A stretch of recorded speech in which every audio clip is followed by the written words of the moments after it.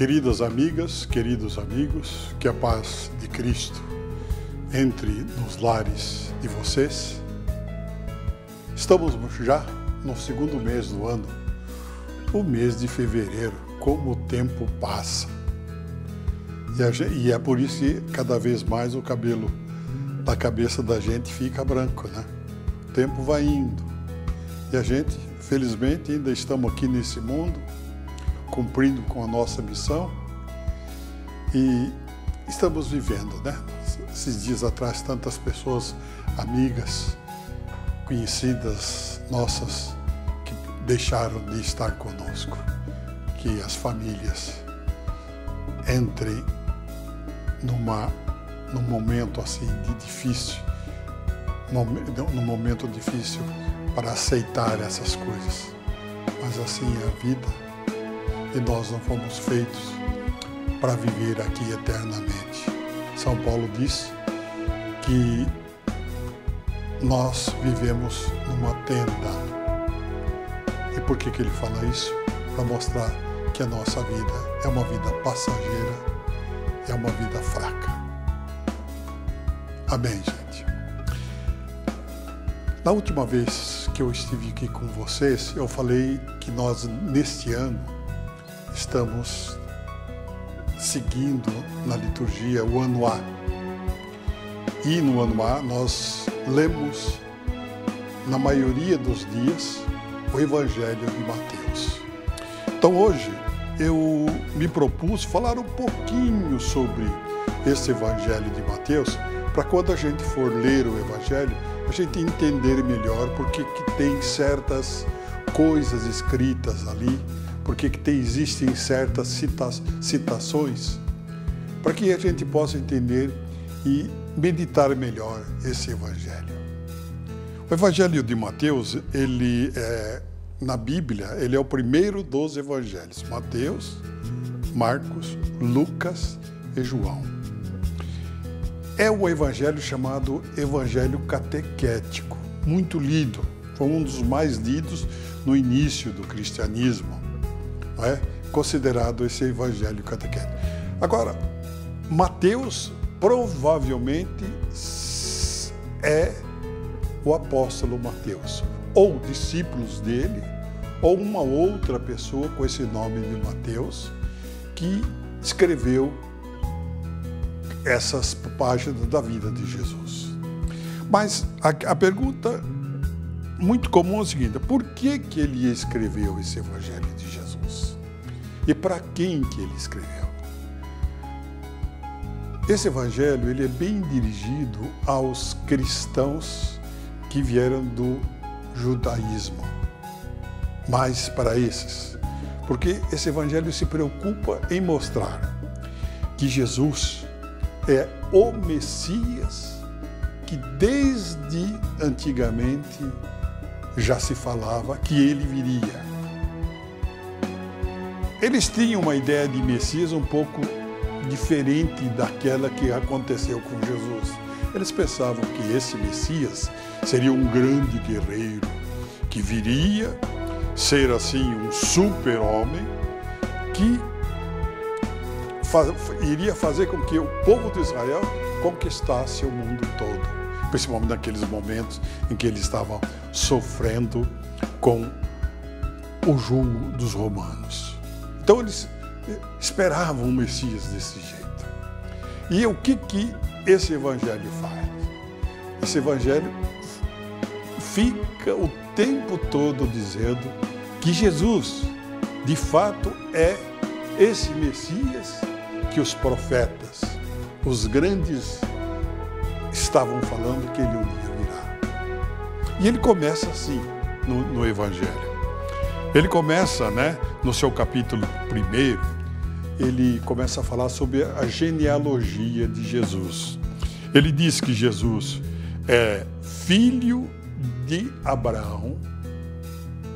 Depois ele vem citando vários nomes, chegando a Davi. Aí ele vem citando outros 14 nomes. Aí para no momento em que eles foram escravos da Babilônia. E vem vindo até a genealogia onde para de dizer que Jacó gerou José, esposo de Maria, da qual nasceu Jesus, que é chamado Cristo. Então, o que ele quis mostrar? Que, como no Antigo Testamento os profetas diziam que viria alguém da estirpe de Davi que seria o Messias. Então aqui já começa uma prova para mostrar isso daí. Jesus é o Messias esperado, não é? E aí, logo em seguida, no Evangelho, ele fala um pouco do nascimento de Jesus, diferente do que escreveu Lucas, né? Ele não tem tantos detalhes. Aqui ele fala que Maria estava prometida em casamento para José e ela estava grávida. E José percebeu isso. E José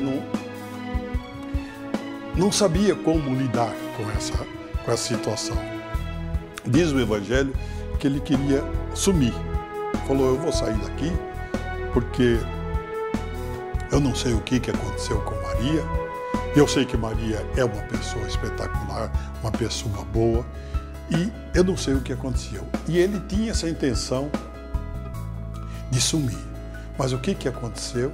Enquanto ele dormia, um anjo do Senhor o chamou, dizendo que Maria estava grávida, mas o que ela tinha dentro dela era o Filho do Espírito Santo, o Filho de Deus, que ele podia recebê-la de maneira tranquila, porque aquela criança era o Filho de Deus. E aí, seguindo, nasce um menino. Aí, para provar que esse menino, de fato, é um menino diferente, é um menino, assim, de uma maneira toda especial, aí aparecem os magos vindo de tão longe, querendo adorar esse menino. Quer dizer, os magos, que não eram judeus, eles perceberam que havia nascido alguém especial. E esse evangelho fala desses magos que chegaram até Jesus e deram-lhe os presentes, né? Vocês verem que interessante os presentes: ouro, incenso e mirra. O que significa? Significa que ouro. Ouro porque esse menino, ele é um grande rei, um rei especial. Incenso, além dele ser um Deus especial, ele é uma divindade. Naquele tempo se acendia o incenso e o incenso subia ao céu. Isso significa que seriam as orações que iam até Deus. E também a tal da mirra. O que era a mirra? A mirra era um unguento que era colocado nos corpos quando morriam e também usado quando tinha ferida no corpo. E aí dizia que este menino iria sofrer também. Olha que interessante, né? Mostrando para cada um de nós que essas coisas vão acontecer e para aqueles que naquela época estavam esperando Jesus.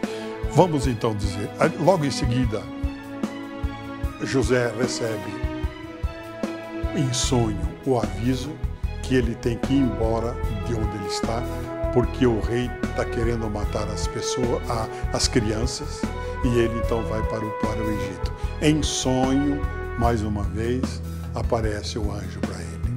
E depois, né, enquanto eles estão no Egito, quando morre o rei Herodes, de novo o anjo aparece a José e Jesus retorna para a sua terra.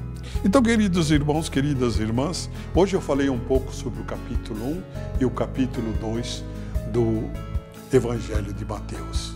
Assim, quando você ler esses dois capítulos, você vai poder entender o porquê se encontra tudo aquelas questões naquelas palavras. Que a bênção de Deus desça sobre cada um de vocês, em nome do Pai, do Filho e do Espírito Santo. Amém.